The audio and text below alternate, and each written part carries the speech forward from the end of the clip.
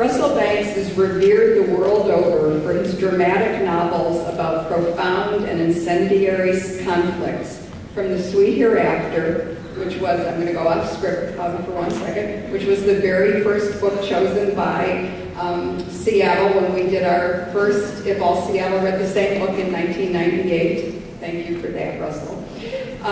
Which is a tale about a small town devastated by a tragic accident, to Cloud Splitter, a fictional account of the infamous abolitionist John Brown, to our Carnegie Medal for Excellence finalist, Lost Memory of Skin, an intrepid, commanding, compassionate, and darkly funny novel of an unloved outcast, an adored iguana, sex offenders, and injustice. Please welcome Russell Banks.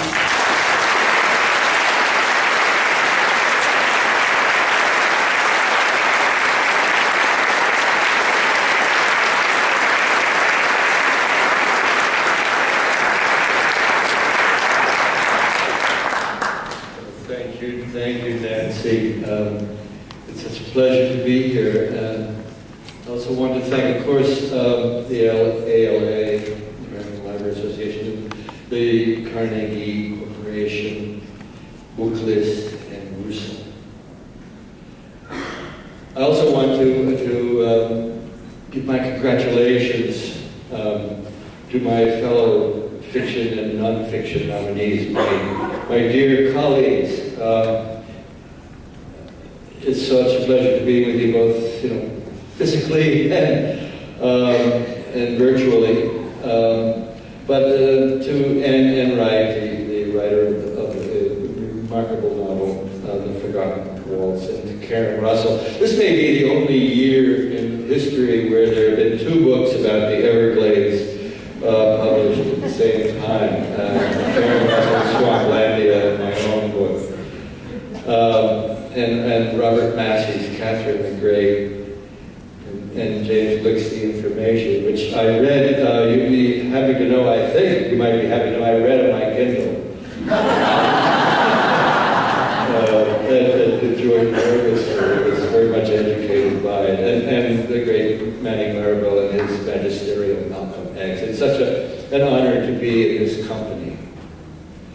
And I'm particularly honored and glad to have Lost Memory of Skin, my novel, nominated for this particular prize. It's nominated for several others, and it's had its nice run, for which I'm very grateful. But this is a special high moment for me. And I think partly because of the nature of the book itself, which I know is somewhat threatening, and alarming. My publisher was alarmed by the book. And it was an interesting encounter first when the book jacket copy was written. He had tried to somewhat cover the fact that it was about a convicted sex offender. And I argued back, no, we should put that right up in front and make that clear. That's what it's about. And to their credit, to Echo, Daniel Halpern, the publisher of Echo, and HarperCollins' credit, they said, yes, you're right, we should. Let's not pretend it's about something else. It is about that. It's about many things, but that it is there, and we'll take that risk. And they did, and I'm particularly happy that the book has been as successful as it has. But I'm also particularly honored and glad to have been nominated, to have that book nominated for this prize because of the distinction of my fellow nominees, as I mentioned. And then further, because the prize is authenticated by librarians. And I mean that, I mean to point out through that I believe libraries are the connecting tissue, the essential connecting tissue now in our time between writers and the larger world. More so at this moment than bookstores themselves, which we used to think were the connecting tissue between writers and the larger world. Bookstores which have been absorbed by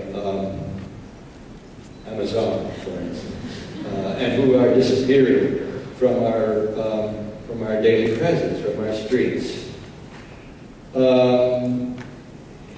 Libraries are the connecting tissue between writers in the world, more so than reviewers or the critical media, as they disappear from the pages of American newspapers and periodicals.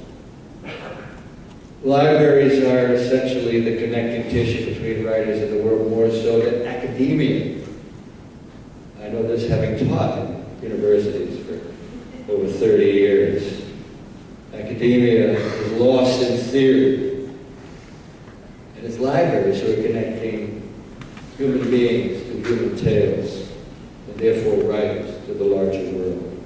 And in a sense, in a real sense, I believe that libraries are the connecting tissue between writers of the world, more so now than even publishers themselves.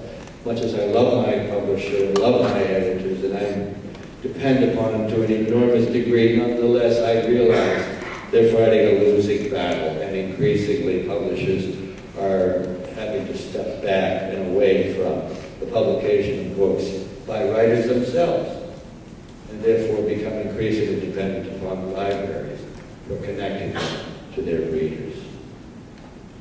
Further, I have to say, I admire and am grateful for the rough democracy of the ALA and for libraries, and in particular with regard to a prize like this, which is not determined, as so many prizes are, by cliques or claques, with geographic or corporate or ideological or politically correct loyalties or affiliates. I'm also grateful that this prize includes English language writers that are not exclusively American writers, and then it therefore acknowledges the transnational nature of literature. And then finally, I want to say thanks to the jury and Nancy Pearl, the chair, because I've been on a couple of those, and I know what hard work it is. And I know that it doesn't, we all talk about the hard work of reading 40, 50, or 100, or 300 books. I was on the Giller a couple of years ago. We read, I think, 300 books. But there's also then the elaborate and difficult accommodation of your taste, other people's taste, and coming to finally a conclusion that everyone is happy with. And I know how difficult and complicated that process is. So I'm very grateful to you for enduring that.